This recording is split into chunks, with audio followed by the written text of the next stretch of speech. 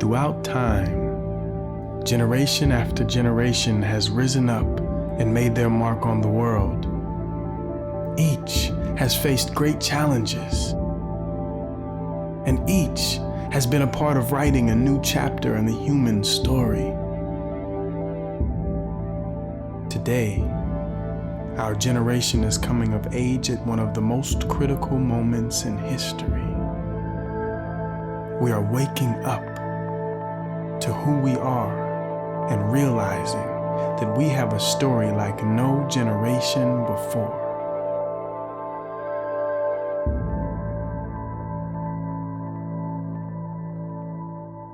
We are the internet generation. Generation We. I've heard the millennials. I've heard post-baby boom, baby boom boom.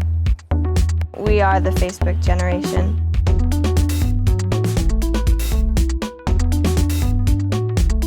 The I generation. Generation Y. Maybe it's because we're at a Y in the road. Our generation can bring very positive things as well as negative.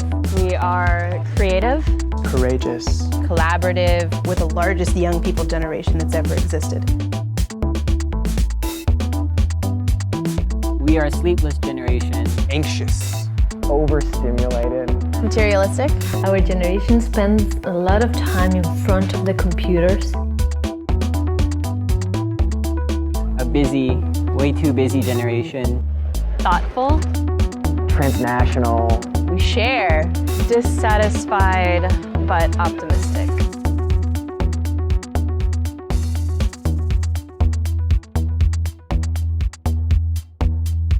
Our generation has the unique distinction of living at a moment at the crossroads, where the gifts of the last 250 years has given us tremendous access. The internet, my iPhone, the ability to be all over the world.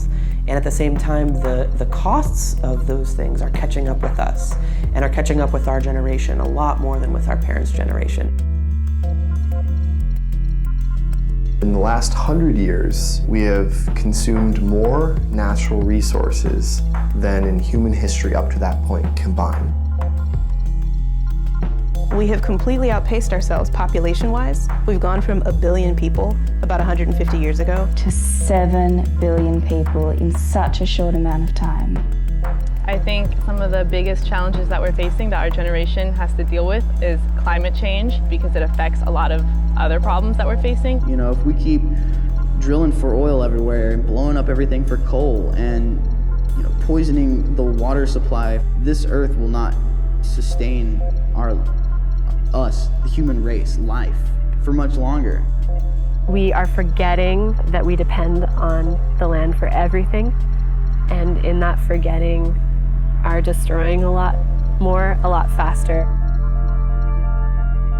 Globally, wealth is being more and more polarized. There's fewer and fewer people owning more and more resources and more people who don't have any. We're facing corruption, greed at the highest level of authority and leadership. We talk about this financial recession that we've been in. We've been in a social recession way longer than that. People's homes are getting foreclosed every day. People don't have access to jobs. Mostly communities of color and low-income communities that already are at a disadvantage are not having access to a lot of the things that we should have had access to years ago. I think with the challenges being so great, it has driven a lot of people, young people, into feeling very helpless. Growing up, I didn't know my roots, I didn't know where I came from, I didn't know my history, which led me to consume mainstream media easily, and it became my identity. Everything's trying to get sold now to youth, and that doesn't really allow them to find inner happiness, and it's just trying to use objects to make them feel good or okay or some kind of pleasure that doesn't last very long. I see all my peers getting caught in many distractions, and we've reached a point, I feel like, in our history that we don't have time for that anymore. Because we're at this turning point on the planet, this shift on the planet, we're literally at this place where the notion of the best of times and the worst of times really comes alive right now. This whole generation can kind of feel that there's something going on. We can feel that there's a crisis, and we're ready to do whatever we can to fix it. We're at that point where you have to work now hard, very, very hard, but to restore that balance. You mess with things that we love, like our earth and our people, it activates us. Generations and people are waking up and saying that enough is enough. We are in the transition, and we are the pieces of the puzzle of this transition. This generation is making itself known because it's got a lot more tools to do that. We have access to so much more cultural diversity, knowledge, and skills. The world feels a lot closer together. The amount of information that can travel between one another in this generation is just amazing. In some ways, the internet is like humanity getting a central nervous system where we can share information all together. And we can connect to youth that are all over the planet. So we are also a generation who has the ability to be a global generation, really for the first time. We are able to transcend boxes. We're able to work across lines of difference. We're able to see the value in diversity. We are showing how fun it is to actually get involved. And by you being able to see that you have an impact, that you actually have the power to change your community, that's exciting to me. We have the energy, we have the inspiration, and we've got the numbers. We are trying to make this transition. These tools that we have at our disposal could be used for some really powerful movements. Movements that could have taken a generation to come to a head, you know, are like happening in a week now. There's thousands, millions of movements around the world of people who are sensing that there's something wrong and are now starting to build the movements together. What we as young people in this generation have the potential to bring is being able to connect the dots.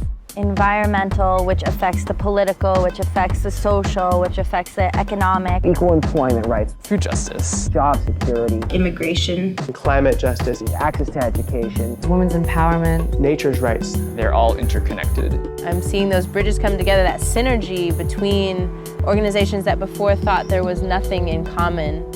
We are ultimately all working towards systemic change.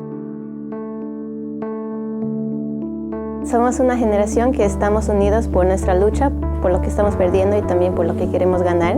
What we're talking about is really a global shift in the way we think about everything we do. We have all the technology and resources to do this. All it's going to take is people realizing that we need to do it now. We are writing a different story than the one we've been led to believe is inevitable. When we look back in 30 years, are we going to be filled with regret?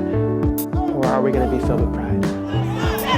This is a moment in history that we are all involved in, and we can look back at it and say, I was there. We have that spark, that ignition to just like, no matter what's thrown up in our way, we're going to get back up and we're just going to keep on going. And that is the story of our generation.